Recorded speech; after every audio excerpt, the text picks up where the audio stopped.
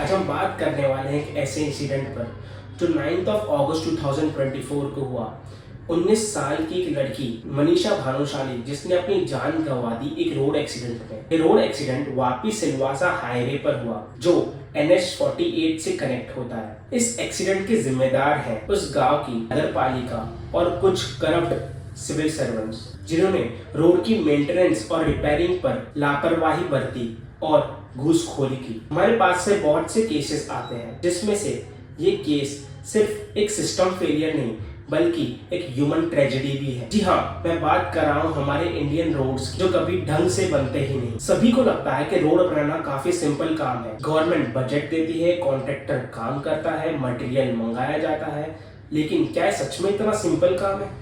बिल्कुल नहीं। रोड्स बनवाना ये काफी कॉम्प्लेक्स प्रोसीजर है। अब मैं आपको एक शॉकिंग फिगर बताता हूँ। सिर्फ ईयर 2021 में पोटहोल्स की वजह से 3625 लोग अपनी जान गंवा बैठे हैं और ये फिगर सिर्फ रिपोर्टेड केसेस का है, यानी कि रियल नंबर्स इससे भी ज्यादा हो सकते हैं। पोटहोल्स की वजह से हर साल हजारों लोग अपनी जान गंवा देते हैं और जो लोग बच जाते हैं उनकी जिंदगी भी गुट कर खत्म हो जाती है। कंपेंसेशन के नाम पे उन्हें कुछ पैसे मिल जाते हैं लेकिन इंसाफ कभी नहीं मिलता। बहुत सारे केसेस में तो FIR भी रजिस्टर नहीं की जाती और जब की जाती है तो उस सिचुएशन में एक लंबा लिटिगेशन पीरियड स्टार्ट हो जाता है। एंड रिजल्ट विक्टिम को कुछ नहीं मिलता। अब सवाल ये उठता है कि इसके लिए जिम्मेदार कौन है, रिस्पॉन्सिबल कौन है?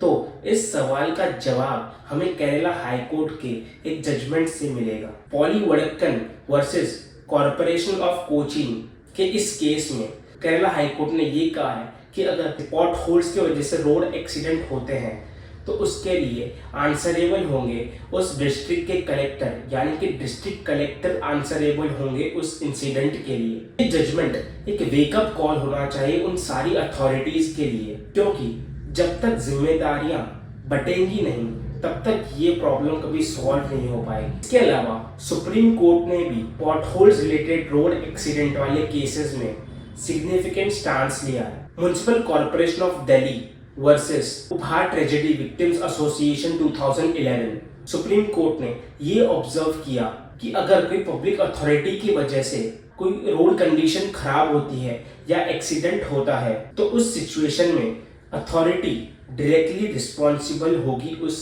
एक्सीडेंट के लिए। सुप्रीम कोर्ट ने यह भी एम्फसाइज किया कि सिटीजन के right to life under article 21 of constitution of India, उनके लिए सेफ रोड इंश्योर करना सरकार की ड्यूटी है। ये रूलिंग हमें ये याद दिलाती है कि अगर हमारे रोड अनसेफ है तो उसकी जिम्मेदारी किसकी है। करप्शन और लालच ये दोनों भी ऐसे फैक्टर हैं जो हमें खराब रोड देते हैं। इंजीनियर्स भी जानते हैं कि कहीं ना कहीं पर कुछ गलत हो रहा है पर वो चुप रहते हैं, क्या पता उन्हें भी पैसे मिलते हो। Ultimately it is a responsibility of the developer and the municipal authorities जो ये काम करते हैं। आई होप आपको ये वीडियो अच्छा लगा होगा। अगर आपको इसी तरह के वीडियोस देखने हैं तो आप प्लीज मेरे चैनल को लाइक, शेयर और सब्सक्राइब करना ना भूलें।